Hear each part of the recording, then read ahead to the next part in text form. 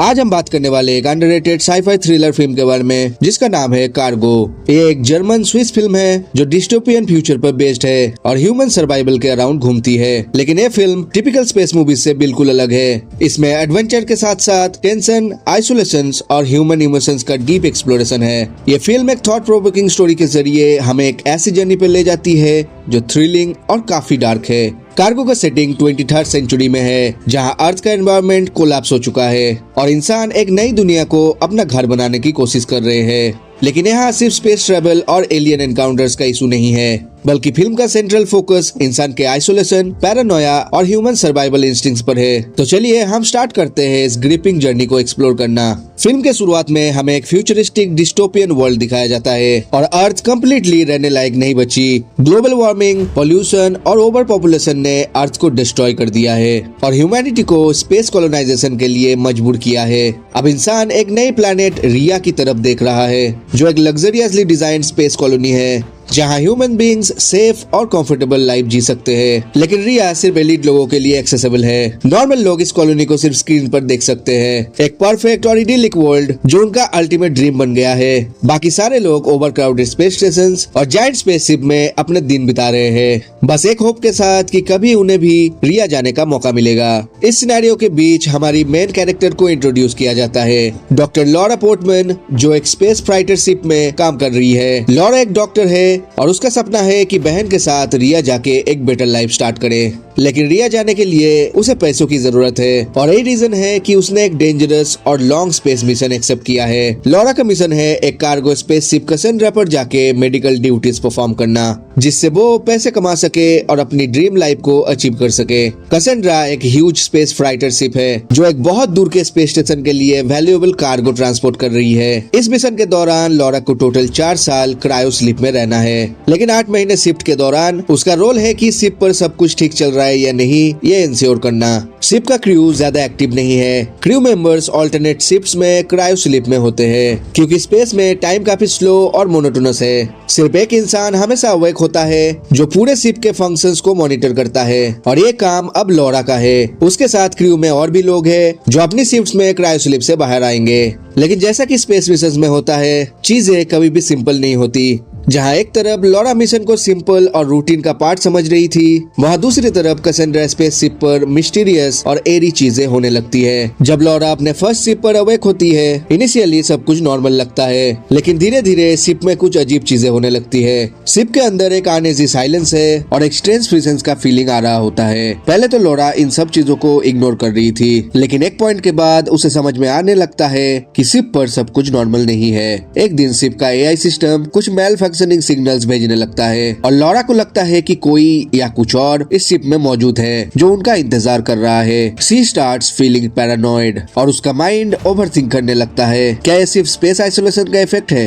ये uncertainty gradually बढ़ती है और हमें लॉरा के प्रोस्पेक्टिव से पूरे स्पेस फाइटर की एक डार्क और क्लास्ट्रोफोबिक जर्नी का एक्सपीरियंस मिलता है। लॉरा को एक टाइम पर फील होने लगता है कि शिप में कोई और छुपा हुआ है जो उनको साबोटेज करने की कोशिश कर रहा है। जब वो इसको इन्वेस्टिगेट करना स्टार्ट करती है, उसे एक शॉकिंग डिस्कवरी होती है। शिप में एक स्टोअवे है, एक इंसान जो इलीगल तरीके से शिप में छुपा रहता है। इस इंसान का नाम है सैमुअल डेकर और ये रिविलेशन पूरी स्टोरी को एक अनएक्सपेक्टेड डायरेक्शन में ले जाता है। डेकर का असली आइडेंटिटी इनिशियली एक मिस्ट्री होता है। जब लॉरा उसे कन्फ्रंट करती है, डेकर एक्सप्लेन करता है कि वो एक रेबल ग्रुप का मेंबर है जो कॉर्पोरेशन के अगेंस्ट लड़ रहा है। ये कॉर्पोरेशन रिया को कंट्रोल कर रही है और वो लोग सीक्रेटली कुछ डार्क और डेंजरस चीजें छुपा रहे हैं जो कॉमन लोगों को पता भी नहीं। डेकर क्लेम करता है कि रिया एक इल्यूजन है, एक फॉल्स पैराडाइज जो सिर्फ इंसानों को मैनिपुलेटेड और कंट्रोल रखने के लिए बनाया गया है। इनिशियली लॉरा को डेकर की बातें अब्सर्ड लगती है।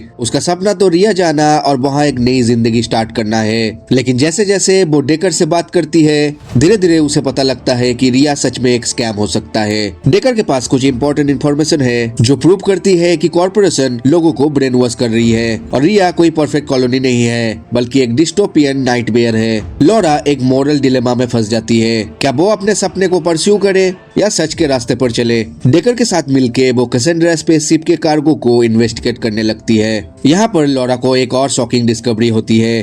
जब लॉरा और डेकर कार्गो बे तक पहुंचते हैं, उन्हें एक हॉरिफाइंग सीक्रेट का पता चलता है। जो कार्गो उन्होंने सोचा था कि सप्लाईज या रिसोर्सेज होंगे, वहाँ एक्चुअली ह्यूमंस है। क्रायोस्लिप में डाले हुए इंसान जो फोर्सफुली ट्रांसपोर्ट किए जा रहे हैं। ये ह्यूमंस रिया के लिए नहीं जा रहे हैं, बल्कि ये लोग एक डार्क फेट का शिकार होने वाले हैं। ये कॉर्पोरेशन का एक डार्क प्रोजेक्ट है, जहाँ ह्यूमंस को एक रिसोर्सेज के रूप में यूज किया जा रहा है। लॉरा को अब कॉर्पोरेशन का असली मोटिव पता लगता है। रिया एक स्कैम है और वो ह्यूमंस जो अपनी जिंदगी इंप्रूव करने का सपना देख रहे थे, उन्हें इस कार्गो के जरिए मैनिपुलेटेड और एक्सप्लॉइटेड किया जा रहा है। लॉरा इस ट्रूथ को एक्सेप्ट नहीं कर पाती, लेकिन अब उसके पास कोई और ऑप्शन नहीं है। डेकर का मिशन है ये इंफॉर्मेशन पूरी दुनिया तक पहुंचाना, ताकि लोगों को सच का पता चले और वो कॉर्पोरेशन के अगेंस्ट खड़े हो जाए। लेकिन ये मिशन डेंजरस है, क्योंकि कॉर्पोरेशन अपने सीक्रेट्स को प्रोटेक्ट करने के लिए कुछ भी कर सकती है। लॉरा और डेकर मिलकर डिसाइड करते हैं कि वो इस मिशन को कंप्लीट करेंगे और कॉर्पोरेशन के प्लान्स को डिस्ट्रॉय करेंगे। लेकिन जैसे जैसे वो इस मिशन के आगे बढ़ते हैं, स्पेसशिप का एआई सिस्टम उनके अगेंस्ट हो जाता है। कॉर्पोरेशन के सिक्योरिटी प्रोटोकॉल्स एक्टिव हो जाता है और अब उनका टारगेट लॉरा और डेकर है। स्पेसशिप के अंदर एक डेडली चेस शुरू हो जाता है, जहां एआई सिस्टम और कॉर्पोरेशन के एजेंट्स उन्हें एलिमिनेट करने की कोशिश करते हैं। लॉरा अब अपनी पूरी जिंदगी को डाउट कर रही है। उसका सपना था कि रिया जाके एक न्यू लाइफ स्टार्ट करना, लेकिन अब वो सच का सामना कर रही है। रिया एक झूठ है और कॉर्पोरेशन सिर्फ पावर और कंट्रोल के लिए ह्यूमंस को एक्सप्लॉइट कर रही है। इस रियलाइजेशन के बाद लॉरा एक डिसीजन लेती है कि वो कॉर्पोरेशन के अगेंस्ट लड़ेगी, चाहे उसके लिए अपनी जिंदगी क्यों ना दांव पे लगानी पड़े। लॉरा और डेकर की फाइनल कॉन्फ्रंटेशन एआई सिस्टम के अगेंस्ट होती है, जहां वो शिप के कंट्रोल्स को हैक करने की कोशिश करते हैं ताकि ह्यूमंस को फ्री किया जा सके। ये बैटल इंटेंस और इमोशनली चार्ज होती है, क्योंकि लॉरा अपने बिलीव्स और सपनों को खोकर अब एक नए रियलिटी को एक्सेप्ट कर रही होती है। फिल्म के एंड तक लॉरा और डेकर कॉर्पोरेशन के इविल प्लान्स को रिवील करने में सक्सेसफुल होते हैं, लेकिन इसके लिए उन्हें अपने पर्सनल सैक्रिफाइसेस देने पड़ते हैं। फिल्म का एंड एक एम्बिगुअस नोट पर होता है, जहां हम ये नहीं जान पाते कि क्या ह्यूमैनिटी सच में कॉर्पोरेशन के कंट्रोल से फ्री हो पाएगी या नहीं। लेकिन एक चीज क्लियर है, लॉरा की जर्नी स्पेस आइसोलेशन से लेके ट्रूथ के रियलाइजेशन तक काफी इंटेंस और आई ओपनिंग होता है। कार्गो एक यूनिक साई-फाई थ्रिलर है जो सिर्फ स्पेस एडवेंचर्स या एलियन इन्वेजन पर फोकस नहीं करता, बल्कि ह्यूमन इमोशंस, सर्वाइवल इंस्टिंक्ट्स और मोरालिटी के डीपर एस्पेक्ट्स को एक्सप्लोर करता है।